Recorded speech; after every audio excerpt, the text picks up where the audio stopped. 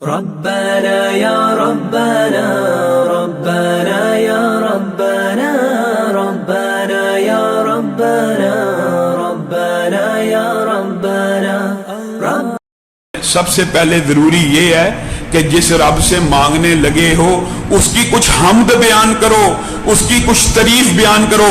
حضرت دانیال علیہ السلام کا جو مشہور واقعہ ہے، بخت نصر نے جب ان کے اوپر 2 شیروں کو چھوڑا، 5 دن کے بھوکے تھے، 2 دن کے بعد پنجرے کو کھولا، حضرت دانیال نماز پڑھ رہے ہیں، شیر ان کے تلوے چاٹ رہے ہیں۔ بخت نصر نے کہا تو نے کیا کہا ہے؟ کہا میں نے تو صرف اس رب کی حمد و ثنا بیان کی ہے، صرف حمد بیان کی ہے، دعا نہیں کی۔ اللہ رب العزت کی تعریف کی جو بہترین چیز ہے وہ سورۃ فاتحہ ہے۔ امام ابن قیم کہتے ہیں میں مکہ کے اندر موجود تھا، میں بیمار ہو گیا، میرے جسم کے اندر درد نکل آئی، میرے پاس اس وقت کوئی طبیب کوئی دوائی نہیں تھی، میں نے فوراً سورۃ فاتحہ پڑھنا شروع کی، درد والی جگہ پہ ہاتھ رکھ کے کچھ عرصے کے بعد درد غائب ہو گئی، اور میری زندگی کے اندر بے شمار ایسے واقعات ہوئے ہیں۔ امام ابن قیم کہتے ہیں میں نے حکامہ کی، آپ کو پتہ نا بہت بڑے خود بھی حکیم تھے، طب نبوی پوری کتاب لکھی، علاج بالغذا کے اولین طباء میں سے شامل ہیں۔ امام ابن قیم بذات خود کہتے ہیں میں نے دنیا کے اندر کوئی دوائی اتنی مؤثر نہیں دیکھی جتنا زمزم کے پانی کے اوپر سورۃ فاتحہ کو پڑھ کے اگر پیا جائے، اس سے مؤثر دوائی میری زندگی میں مجھے کوئی ملی ہی نہیں۔ دعا بھی کرنی ہے، سب سے پہلے اللہ رب العزت کی حمد بیان کرنی ہے، اور حمد کے اندر بہترین حمد سورۃ فاتحہ ہے، بہترین حمد قل هو اللہ ہے۔ اسی لیے نبی کریم صلی اللہ علیہ وسلم نے اس صحابی کو بشارت دی تھی، لوگوں نے کہا یہ ہر رکوع میں جانے سے پہلے قل هو اللہ پڑھتا ہے، کوئی بھی سورت پڑھتا ہے قل هو اللہ، کوئی بھی سورت پڑھتا ہے رکوع میں جانے سے پہلے قل هو اللہ۔ نبی کریم نے اس کو طلب کیا، ہاں جی کیوں پڑھتے ہو؟ کہا اس کے اندر میرے رب نے اپنی ایسی صفات بیان کی ہیں جس کی وجہ سے میرے دل میں رب کی محبت پیدا ہو گئی ہے۔ نبی کریم صلی اللہ علیہ وسلم نے کہا اگر تو سچ بولتا ہے اور تو سچ بول رہا ہے، اللہ نے مجھے پیغام دیا ہے اللہ بھی تجھ سے محبت کرتا ہے۔ دعا سے پہلے اللہ کی حمد بیان کرنی ہے، اللہ کی تعریف بیان کرنی ہے، پھر دعا کرنی ہے۔ حشام بن عبد الملک کے پاس ایک بندہ آیا، اپنا واقعہ سنا رہا ہے، بادشاہ تھے اموی بہت بڑے، آپ کو پتا ہے، شام بن عبد الملک کے پاس آ کے کہتا ہے میرے ساتھ آج ایک عجیب واقعہ پیش آیا۔ کیا واقعہ آیا؟ کہا ایک سائڈ سے ببر شیر آ رہا تھا، دوسرے سائڈ سے اژدہا آ رہا تھا، میں درمیان میں کھڑا تھا اور میرے دل سے یہ آواز نکلی، میری زبان پہ آئی، یا دافع المکروہی یا دافع المکروہی قد تراہما ونجنی یا ربی من آذاہما۔ اے اللہ تو دیکھ چکا ہے میں دونوں طرف سے مصیبتوں میں گر چکا ہوں، اور تیرے علاوہ مصیبتوں کو دور کرنے والا دنیا میں ہے ہی کوئی نہیں، اب تیرا کام یہ ہے، میں نے بے بسی اور بے کسی کے اندر تجھے پکار لیا، حامد آیا، اناج کی خوشبو دیکھی، کہا کام پھر نہیں ملا، کہا تیرے مالک نے روٹی کا بندوبست کر دیا ہے، کھا۔ اس بندے نے کہا یہ آٹا آیا کہاں سے ہے؟ چکی کو اٹھا کے دیکھا کہ کتنا گندم کتنی موجود ہے جس سے یہ بندہ چلا رہا ہے۔ نبی کریم صلی اللہ علیہ وسلم نے فرمایا اللہ کی قسم وہ بندہ اگر اس چکی کے پاٹ کو نہ اٹھاتا تو قیامت تک یہ چکی اس عورت کی دعا سے چلتی ہی رہتی اور گندم پیدا کرتی رہتی۔ آپ دعا کو کیا سمجھتے ہیں؟ ہم صوفی نہیں ہیں اور نہ صوفیت کا کھوٹا سکہ چلانا چاہتے ہیں کہ بغیر بیٹھ جاؤ کوئی کام نہ کرو اور اللہ رزق دے گا، نہیں دے گا۔ یہ جو کرامات کے باب ہوتے ہیں ان کے اندر بھی کام پورا کر کے حالات و واقعات دنیاوی اسباب کو پورا کرنے کے بعد کرامات ظاہر ہو سکتی ہیں، اور ہوتی تب ہیں جب انسان جو اس کے ذمہ کام لگا وہ پورا کر لے۔ یہ نہیں صوفیوں پہ تو جناب نمازیں ہی معاف ہیں، 5 نمازیں بس بندوں کو کھانا کھلاؤ، نماز کیا ہے؟ آج کل بیڑا غرق ہو ایسے فلاسفروں کا، ہر چیز کے ساتھ نماز کو، مسجد کو، حج کو، عبادات کو، قربانی کو ریلیٹ کرتے ہیں۔ وہ بچہ باہر بھوکا ہے، مسجد میں نیا کلین ہے، وہ بچہ باہر بھوکا ہے، قربانی ہو رہی ہے۔ بچہ باہر بھوکا ہے، تیرے پاس 1.5 کروڑ کی گاڑی ہے، بچہ باہر بھوکا ہے، تو پی سی میں کھانا کھا رہا ہے، بچہ باہر بھوکا ہے، تیرے ہاتھ میں 1.5 کروڑ لاکھ کا موبائل ہے، یہ باتیں یاد نہیں آئیں گی؟ اس طرح کی باتوں کے ساتھ کیا باتیں کریں گے؟ ہمیشہ اسلام کے شاعر کو نشانہ بنائیں گے. ایک بات. اور دوسری بات میرے بھائیوں، دعا کے اندر آپ نے جس چیز کی احتیاط کرنی ہے، ایک جو آپ کو کہہ دیا حمد، اللہ کی تعریف بیان کر کے، اور تعریف کے اندر بہترین صورت فاتحہ ہے. اور اس کے بعد دوسری چیز نبی کریم صلی اللہ علیہ وسلم نے فرمایا، وہ دعا زمین و آسمان کے مابین معلق رہتی ہے جس کے شروع میں مجھ پہ درود نہیں بھیجا جاتا. نبی کریم صلی اللہ علیہ وسلم کے اوپر درود بھیجو گے تب دعا کی قبولیت کا امکان زیادہ ہوگا. نبی کریم صلی اللہ علیہ وسلم کی ویسے دعائیں دیکھو، اس کی کیا وجہ ہے؟ جو بندہ ایک مرتبہ درود بھیجتا، آپ کے سامنے اس کے فضائل رکھ چکا، اللہ اس کے اوپر 10 بار درود بھیجتا ہے. اور نبی کریم کی ایک مرتبہ کی دعا جو ہوتی ہے وہ اتنی نتیجہ خیز ہوتی ہے. حضرت عروہ، نبی کریم نے ایک دن ان کو 1 دینار دیا، کہا یہ ایک بکری لے آنا، ہم ذرا ضیافت کرنا چاہتے ہیں. عروہ گئے، 1 دینار کی بکری خریدی. بعض روایات میں 1 درہم کا لفظ بھی ہے. 1 دینار کی بکری خریدی، واپس آئے، رستے میں گاہک ملا، بڑی خوبصورت بکری ہے. بس یہ قسمت کے بدلنے کا وقت تھا، میں تجھے 2 دینار دیتا ہوں. وہ 2 دینار لیے، پھر بازار گئے، پھر 1 دینار کی بکری لے آئے.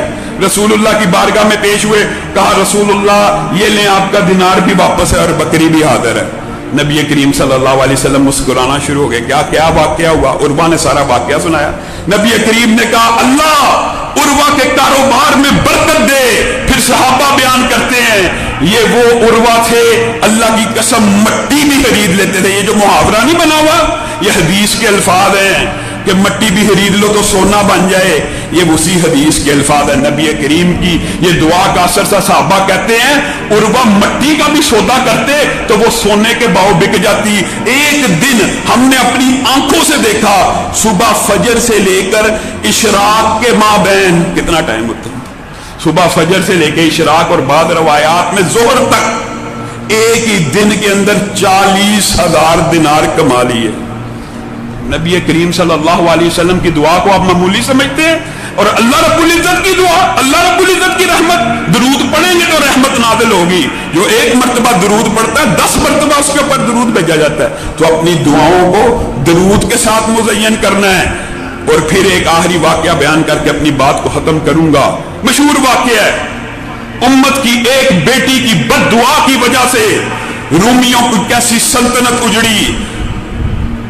میں تو ان کو حضرت ہی کہتا ہوں. بعض ساتھی اس بات کے اوپر کہتے ہیں آپ عباسی بندے کو حضرت کہہ دیتے ہیں. حضرت یعقوب بن جعفر اس لیے کہتا ہوں کہ حرمت رسول کا سپاہی تھا.